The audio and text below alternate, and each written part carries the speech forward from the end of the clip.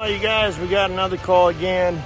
This time you remember that box truck that we brought in off the mountain. It was broke down. So after we left it here at this location, the customer emptied it. Hopefully all the things from inside of it came out.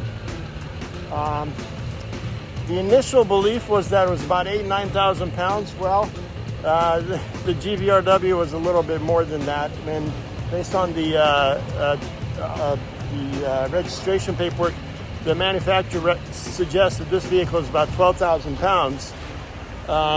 With the load on there, probably was closer to 14,000 pounds. Well, at this point, what we're doing is we're going to try to get it back on this bed. It's pouring down, buckets on and off. So we don't have keys.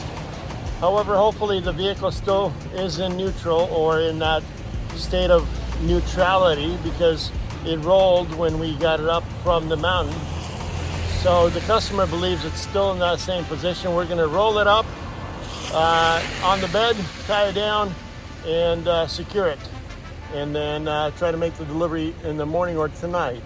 So here we go.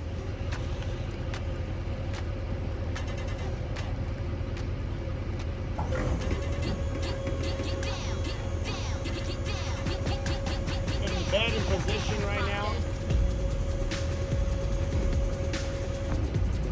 Making certain that it's lined up. The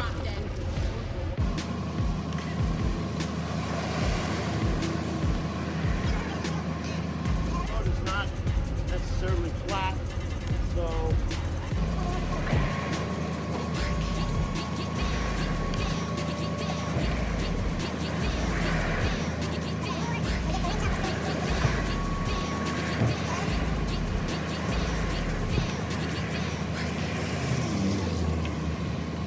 we're going to be using the 12,000 pounds winch from Badland, manufactured by Badland, purchased through Harbor Freight. We're going to use J-hook again.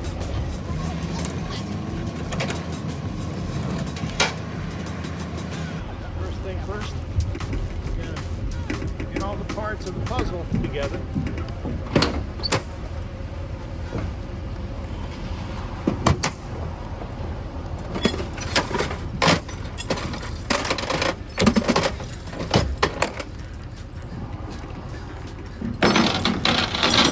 J-hook.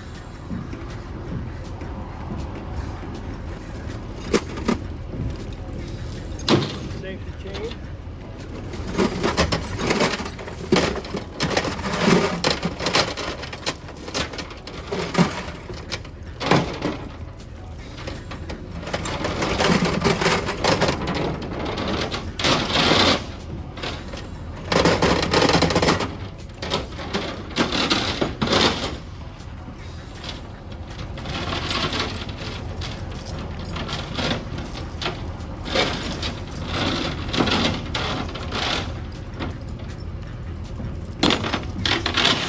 Safety catch chain. We're going to be using these ratchet, basically.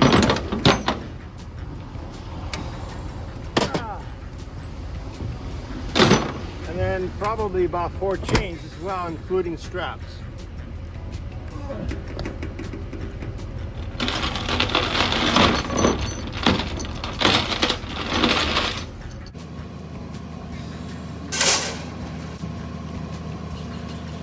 Tell because crawling underneath there, I got to take you along. It's wet, icky, Mickey, whatever. It's just gross. So you got to crawl on their belly underneath, hook up the axle. You know, there's a puddle literally underneath the axle. So when it gets wet like this, it's not fun at all.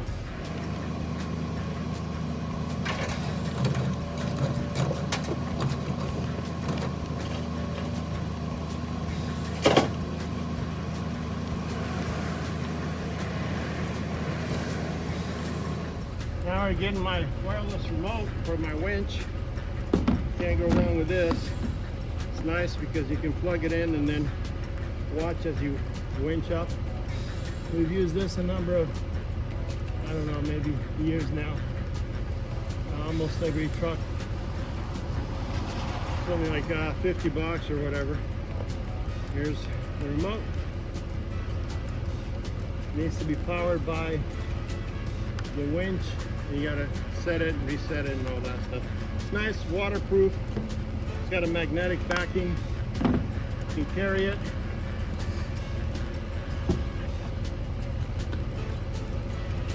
Just don't ever lose it. Now it's gotta get you guys familiar with what's going on here. So let me pull you out. Again, we got the bed raised up, right? You got the J-hook underneath to the axle, to the left side of the axle, and that usually pulls to the left. We don't have access to the wheels in the front, so we can't correct. So we'll just have to make certain that we're lined up, which we're pretty lined up, as you can see. There may need to be an adjustment out there. I'm not sure when we may have to do some adjustments at some point, but at this point we got to at least try to get it lined up on the platform and see if it rolls, and then we'll know the rest of the story.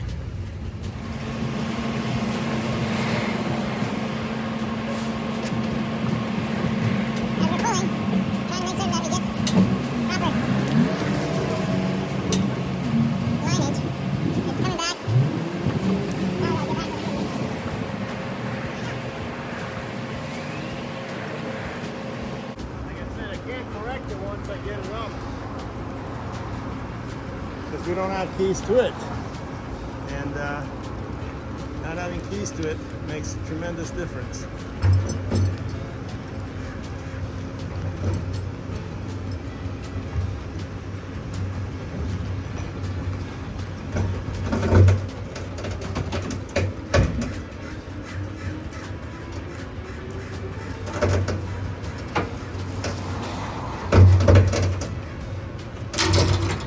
Alright, so we got the rear lined up.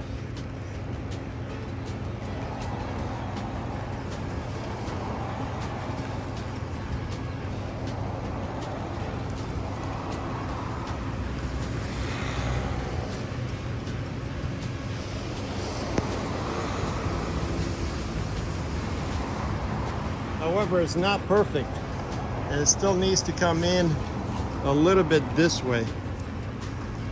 I don't know how we're going to do that other than dragging it once it's up here. So we're going to probably use a snatch block to shift it as it gets up. We'll see. Here's what it looks like right now. Now, of course, I just barely got it up. I didn't put a safety chain yet or a catch, but I will be here. I barely touch it because I wanted to see if it rolls and gets lined up. So I'm going to put a catch now to it and then slowly continue my process. What we have done is we've created a catch. Now I've secured the bumper here, the support. You know, it's starting off, if it starts losing for some reason momentum or whatever, it'll catch the unit from getting off the bed essentially. And the chain, because you're all by yourself, you got to find a way to constantly have a safety, and that's my safety.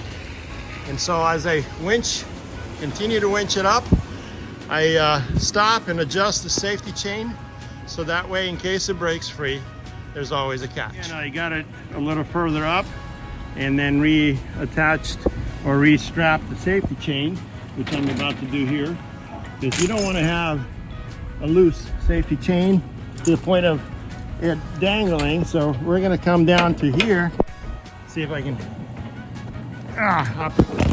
can't do two things at the same time, hold the camera and safety chain. So there's my safety chain. Again, this is crucial because you don't want to adjust afterwards, so you got to take your time to get it up, and then you got to also watch the winch cable, not the catch. And then the J-hook's still down there doing all right. The bumper is secured by the safety chain, by this catch. So just the process, so you got to take your time getting up there.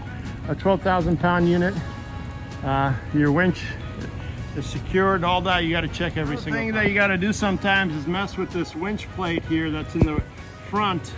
The hooks usually get in the way, so you use chalk blocks to try to not adjust it or not scrape too much or catch.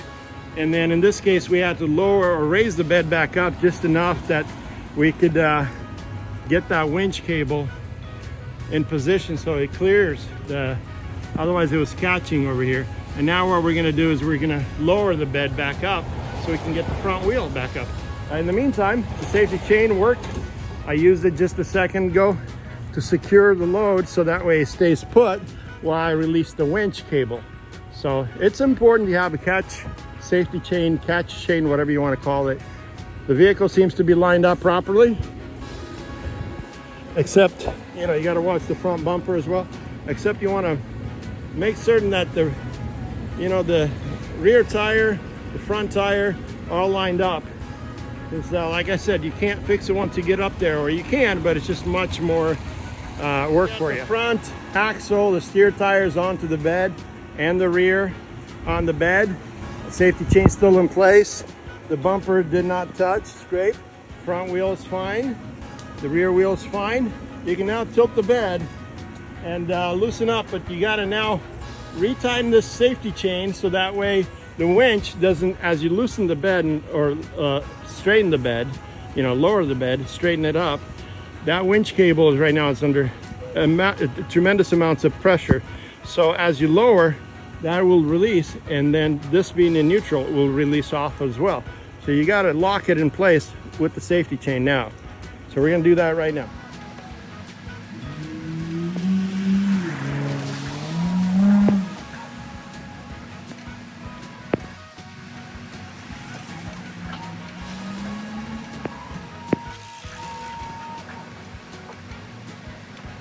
Now you're probably wondering, why don't I lower the bed all the way? Well, I'm keeping it a tilt because, again, I don't have anything to stop it from rolling backwards.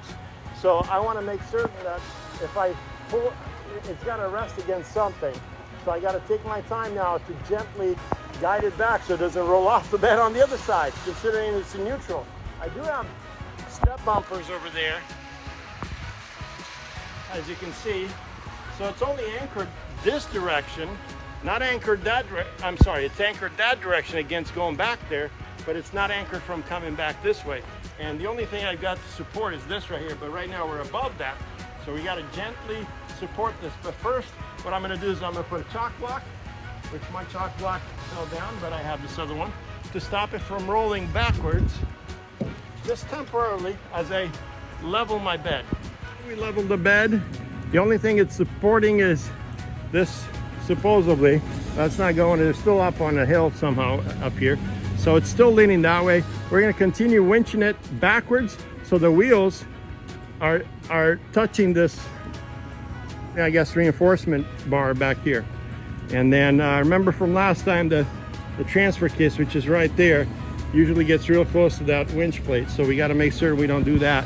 Hopefully we can clear that without tapping it or touching it at all. And I think that was the case last time we were able to do that. In the meantime, now the safety chain can be loosened up because essentially I'm pulling it backwards now past the safety chain's level. So I'm going to reassign the safety chain position a little looser and then continue winching backwards until the wheels touch here, with the hopes that I'm going to use this chalk block to not allow it to keep rolling backwards. So, yeah, we got the rain coming down like crazy right now. It's pouring buckets everywhere, and we got to go look at the puddles down below there. I got to climb into. Anyway, we got it against the support backing support here. We chalked the wheel. We got it all the way on the tongue. Watch it's the weight. We can get it on the tongue. Essentially. Oh my gosh! Torrential storm. Look at this. Like puddles. I'm getting soaked to my everything. The vehicle is a little bit this direction, slightly tilted this direction. I mean, it's not necessarily 100% on the center, as you can see, but it is positioned within the limits of the bed itself, and considering this bed is designed to carry 14,000, this is 12,000, it's empty, which should be okay. We're gonna strap it down now, chain it. I'm gonna take a little break here with the rain coming and change out of these clothes. Look at that, that's Oregon weather. That's what we're accustomed to. I gotta crawl in this. Whew.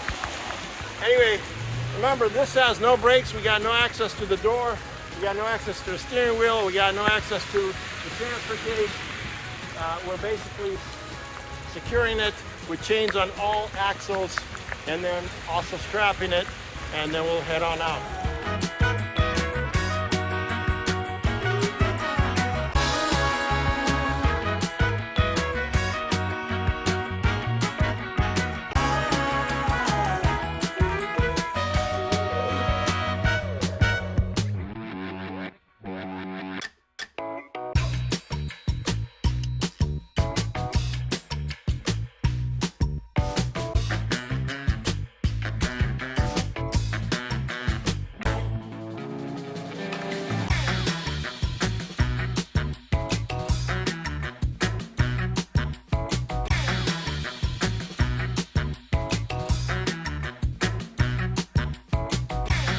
We got this thing in the torrential rain fixed up, strapped down, chained up. We got the axles chained on all four. We got it looped around the axles, away from anything that can be pinched. We also got straps on the wheels. Vehicle is centered.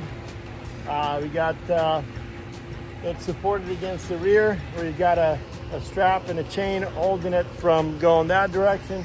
A strap and a chain going that direction, balancing both left and right. We're gonna put 2 more straps on the back wheels. So we got 4 chains, 4 straps, an anchor to the rear, and an anchor and a catch on the front, or the rear, that is a trailer front of the truck. So that completes this project. The setup is done. Now we just gotta get it delivered. It extends a little bit over the tongue, as you can see here, but we got plenty of clearance space, and I don't think we're that high. We can make do with it. So again, 2 more straps. Everything else is secure. The back is locked. Doors are locked. Rear axle strapped, chain down, strapped, double strapped, catch strapped here. We got chains and a noose wrapped around the axles, like I mentioned, and straps. Vehicle's ready to go. We're gonna go ahead and start making something to deliver. We'll stop and get some fuel, check the straps once again. Thing is kind of high, but I believe it's only like 12 something. I don't think it's 13.6 for sure. I'm gonna have to measure, but I believe, yeah, definitely not. It's just a box truck on a flatbed that makes it. Well, let's see. Yeah, I'll have to measure the exact height, but obviously we're good to go. Just from the eyeballing it, but we'll measure the exact weight. We're also going to go get height. We're also going to go get a weight scale ticket to see how much it actually weighs. Manufacturer GVRW says 12,000 pounds on this 3,500 box truck. I think it's a 20-foot box. So hey, there we go. You guys, we're here with this unit. We're at Love's Truck Stop, and one of the troubles we had with this, we're getting fuel, by the way. What is it now here? Oh, $4.19 per gallon diesel. Not very expensive, but not very cheap either. This is Oregon after all. So anyway, with that in mind, we had some problems with this thing when we got it onto the bed off the mountain initially, about a few weeks back when we rescued it, because it had a fuel leak. And so the customer had to take the fuel relay out. We made the delivery. After he pulled the fuel relay out, it stopped. We got it on the flatbed, and it didn't no longer leak. However, that's been weeks ago. Now, the other day or last night we picked it up, and yesterday we picked it up, and now we're heading over to make the delivery. The fuel leak continued. And so what we may have to do, we put a bucket there to catch most of the fuel that's dripping so it does not create a spark. Essentially, static electricity is a danger to transportation, but the leak has stopped. Generally, when the vehicle was parked at an angle, the fuel seems to go that direction, and then it kind of lingers and starts dripping down. If it's flat, the fuel stays flat. The tank is probably somewhere back there, but hopefully it continues to stay put and no longer drips. If it continues en route to drip, we got a mechanical issue because we cannot transport, vehicles with a leak. So we have to call the customer in case this is an issue, because we don't want to have a fire back behind this thing. So with that in mind, I just want to let you guys know the fuel leak has stopped. A little bit of a drip continued when it was parked, but it's good. It's good right now. We're going to maintain the monitor it as we go and stop every now and then, take a look. So with that in mind, we got enough fuel and we should be able to make it to our next destination and drop this thing off later in well, you're probably wondering, why am I underneath this truck here on the bed with the oil, or with the pan sitting over here? It's because I'm messing with this, capping these fuel lines that are leaking. But the problem is, we first have to identify where the issue is, or where the major leak is, and then cap it, put a zip tie around the line. So this is a roadside, by the way, this is all the space I got underneath the truck. This is a roadside service call, or basically a service on trying to at least temporarily cap this fuel line from continuing to drip. Figured out there's multiple places where this thing leaks from. Unfortunately, we have to make certain that it does not continue to leak. And in order to do that, I have to try to get in here, and it's very tight.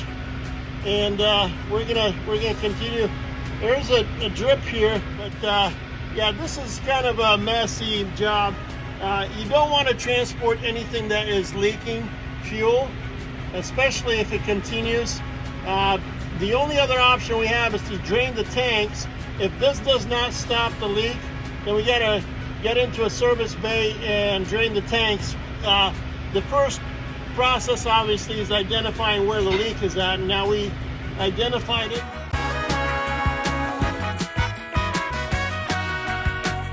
Hopefully that stops the leak, but this is a tight squeeze here underneath this.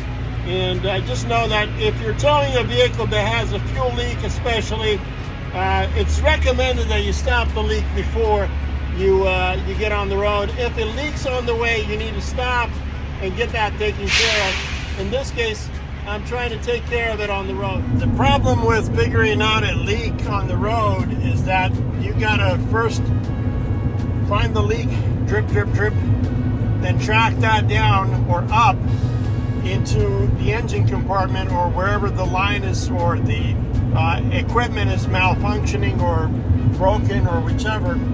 And so it's one after another. You got to find a point of drip, and then follow that. And then if that doesn't solve the problem, which in this case it's multiple points, you got to use a process of elimination. In a process of elimination, once you figure out the problem, then you cap it, and if you can test further on, if it didn't resolve the issue, you got to eliminate the other problem. Well, the truth is, you can't really do that on a flatbed while the vehicle's strapped down. So we've done what we can do. Right now the drip is stopped. Unfortunately, we got to monitor it throughout the trip to see if it continues. When we left, there was no drip. Prior to leaving, there was a number of maybe ounces of fuel that we had to dispose of. because the vehicle, like I mentioned, was tilted to one side and the fuel line progressed fuel outs. And so we got rid of that. We leveled the vehicle and we made certain that the drip stopped. It didn't stop. However, in motion, that fuel continues.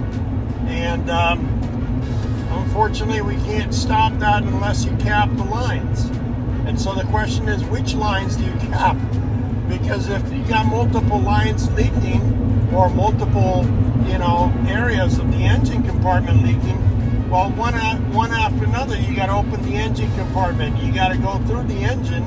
You got to go through the fuel distribution lines and test each individual one.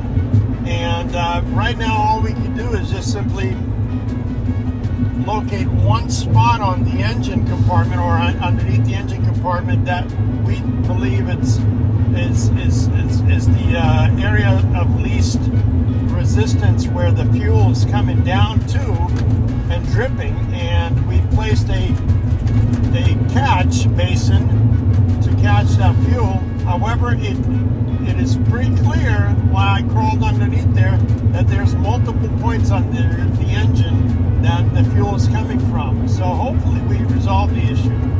If it continues, we'll check it at different intervals and we'll see if that fixed the problem. If that did fix the problem, well, we'll try to service it again on the road. Worst case scenario, it's really not a lot of fuel. It's just a drip here and there. But essentially, it needs to stop. And luckily, we're catching it in a little basin, so that way it does not leave or drain onto the flatbed. And that's not really protocol. We really have to kind of think outside of the box to make this work. Once we got the unit onto our deck, it's pretty tough to service it on the road unless we go into a service shop or a bay, and the customer is going to have a tremendous expense if that's the case. So we're making do with it. We're monitoring the leak as we continue to progress on our route, and as long as it does not continue, we should be okay with it. However, if it gets any worse than this, like I mentioned in the beginning, we'll have to go into a service shop and drain the fuel tanks and essentially have them look everything over and stop the leak. But right now, it's good to go. We're continuing en route.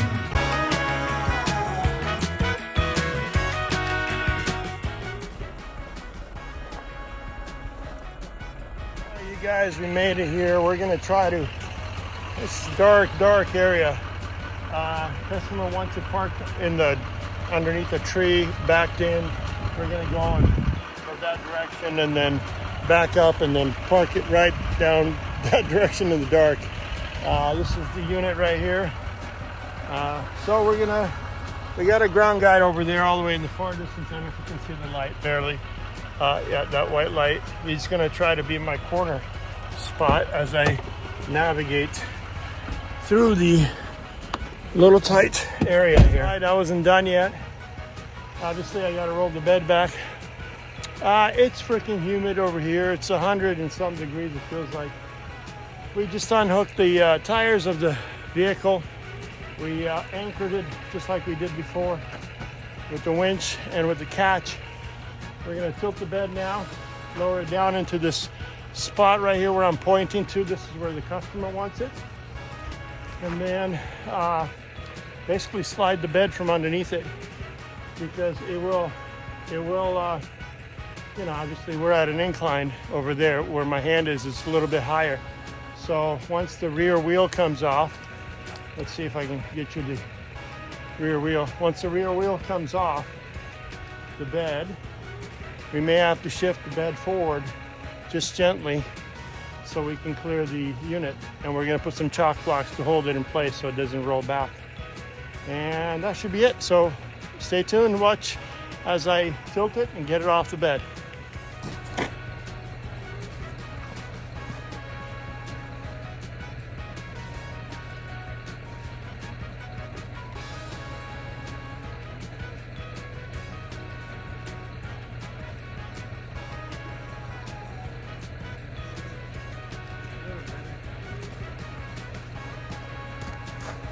Yeah, okay. Like I said earlier, it's important to have not only remote in your hand, wireless remotes, but a catch on the bed itself. We got both of those, and we're going to adjust it slowly and then lower it down slowly as well.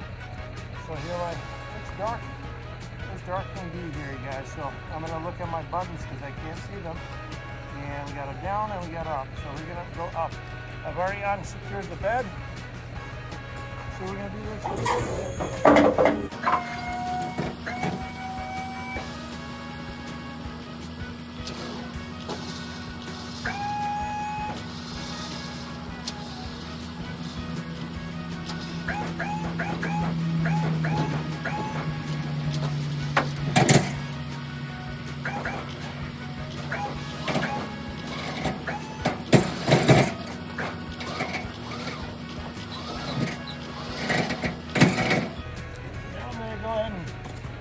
Do my catch.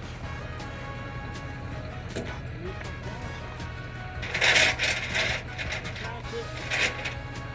going to continue on tilting and using the remote. So you got two remotes in my hand. One is the winch remote, the other one's the tilt bed remote.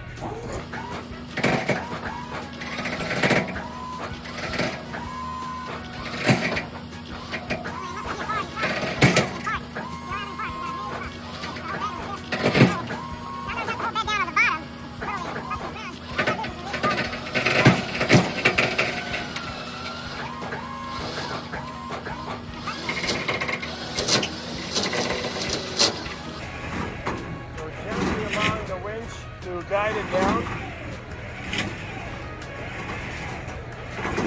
We're going to go check in front of it to see what it looks like in front. Is we do have space. I want to make certain that we're clear and good to go. We got a little bit of space left. Perfect. The bumper's not touching the vehicle. Hey, there you go. It's starting to look at that. Fuel is leaking already again. So at a tilt, this fuel is leaking. This vehicle is leaking. When it's supported straight, it's not. So let's continue. I want to put you down again so you can see the rest of the story. Hopefully I can get you back where you needed to be. Camera, stay put. Okay, let's continue going.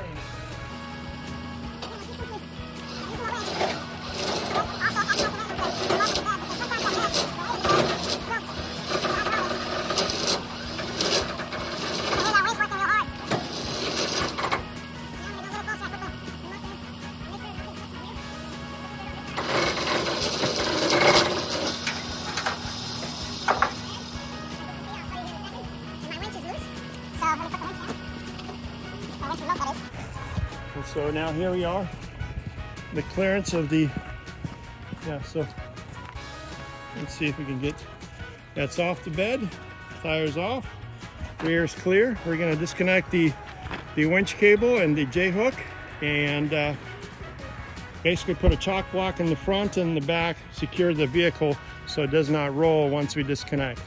And then we're going to shift the bed back up and pack our bags and go. So you guys, even in the middle of the night on a farm road like this, it's possible to deliver box trucks. You just got to take your time and be safe. Don't rush anything, and be respectful of the customer's property and all that good stuff. We had to navigate and pull up back and forth into those corners over there, push some brush away. But we got in here, squeezed it exactly where the customer wants it. And that ends this call, or this recovery. Thank you for watching. See you next time.